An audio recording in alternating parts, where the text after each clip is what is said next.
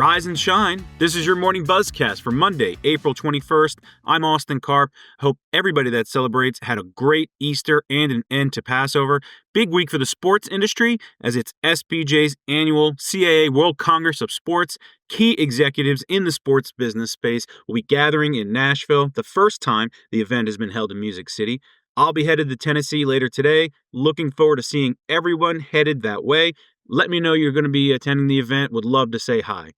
Let's talk some playoffs. Starting with the NBA, the league was really riding some second half momentum heading into the first round of the playoffs, but wow, ton of blowouts on Saturday and Sunday. Nuggets Clippers was one of the good ones I was able to catch, but beyond that, not much close for the 8 games across Saturday and Sunday. Those were game ones. One number that's going to really stand out is the audience maybe for that Thunder 51-point win over the Grizzlies. That was actually an ABC game. You already had 2 small markets in that window, then the early blowout. Not likely to be a good start there for the ABC number, but only 1 game in for each of these series, and we'll see if the competition improves. You can get some close game, hopefully some longer series, drive those numbers up for TNT, ABC, and ESPN. And check out this week's SBJ as my colleagues Tom Friend and Alex Silverman look at the NBA moving first-round games off of local TV, starting with that next media rights deal beginning next season. And they also see if the NHL might be next to do the same. The Stanley Cup playoffs also got underway over the weekend, but before we talk some TV, you have to give a hat tip to the league for its best total regular season attendance on record, a little over 23 million fans. That's up around 0.5% from last season.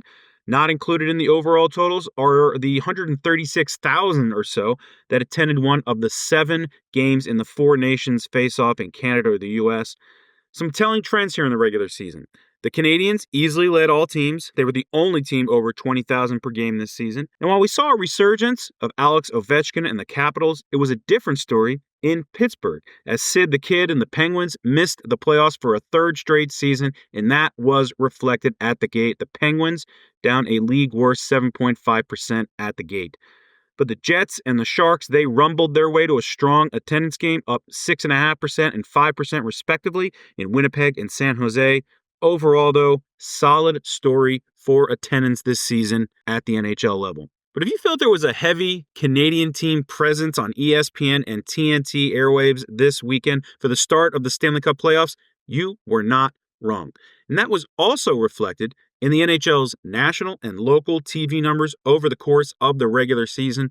TNT Sports and ESPN ABC, those companies' lowest season yet with the NHL. This is the 4th year of a media rights pact. I'll have more on that later today on SBJ, but getting back to that Canadian presence in the playoffs, folks, this is a zero-sum game, and that means if there are a lot of Canadian teams, someone's out, and it's big-name clubs here in the U.S. Rangers, Blackhawks, Islanders, Flyers, all big markets, big fan bases, all of them out of the playoffs. You also got teams like the Penguins. Those teams struggling were reflected in the national numbers, especially for a league that backloads its schedule to get some of those marquee matchups when they aren't competing with football at the start of the season. Now, at the local regional sports network over-the-air side of things, that local TV, it wasn't much better. Most U.S. teams down. You had a new RSN for the Blackhawks, that's Chicago Sports Network, and it isn't yet carried locally by Comcast, and you saw that reflected in a big drop.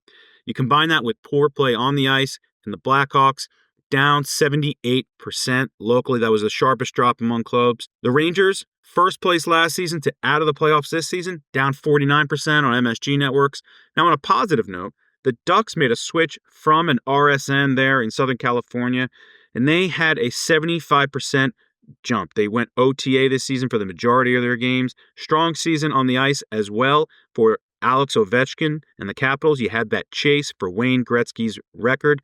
So, Monumental Sports Network for the season, a 41% bump for the Caps. Also, Altitude finally getting that Comcast coverage in the Denver market, up 40% this season. But for the NHL Stanley Cup playoffs, I'd expect somewhat of a drop this season with so many Canadian teams again. Maybe the Caps and OB can make a run to help that Stanley Cup final, but this season, that's going to be on TNT Sports, was ABC last season. Something to monitor on the numbers there. Now, $500 billion. I want you to let that number sink in for a moment. That is how much U.S. sports bettors have now wagered since the fall of PASPA 7 years ago. That's per my colleague Bill King in his great Friday SBJ betting newsletter.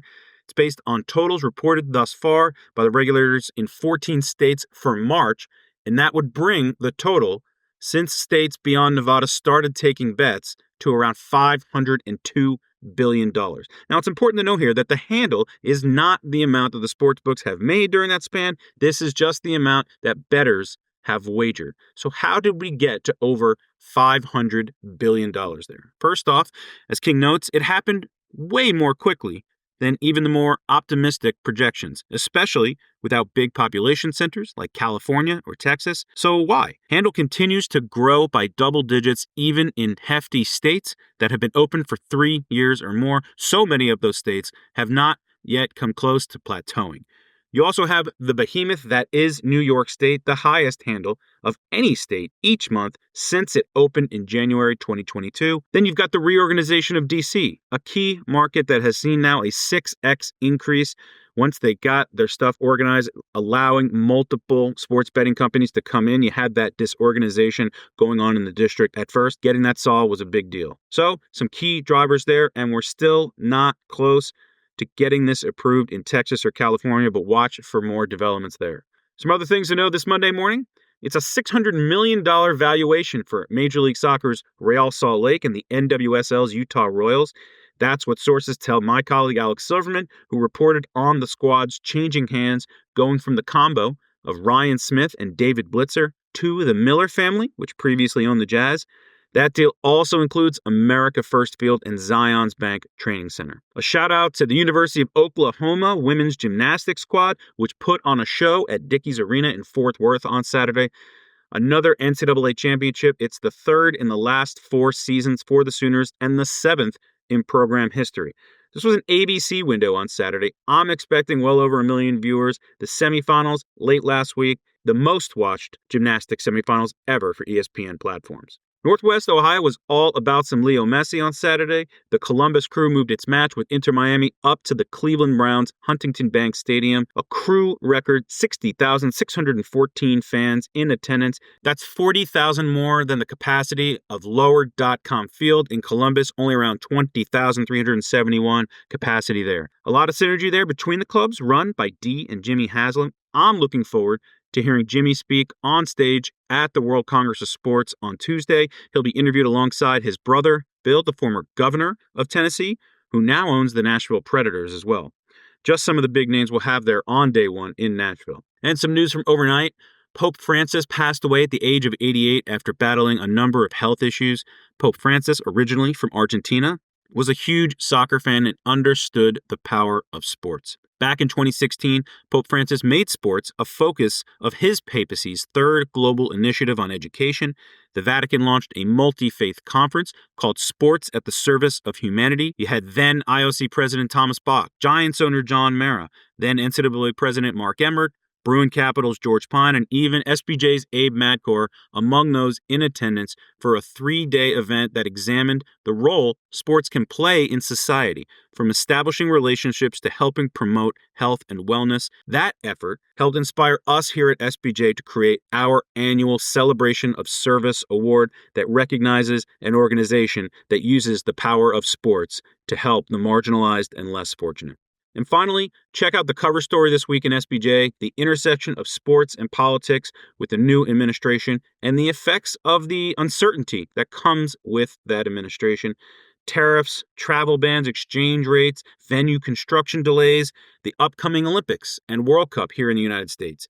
You also have Trump serving as a peace negotiator in pro golf and his entrenchment with UFC. Some really fantastic reads from the SBJ staff on issues that matter to sports executives. So that's your morning Buzzcast for Monday, April 21st. I'm Austin Karp. I'll be back with you alongside a number of my SBJ colleagues this week as we bring you the Buzzcast from Nashville around the CAA World Congress of Sports. Looking forward to seeing everybody there in Nashville. Make good choices out there, and I will speak to you all again soon.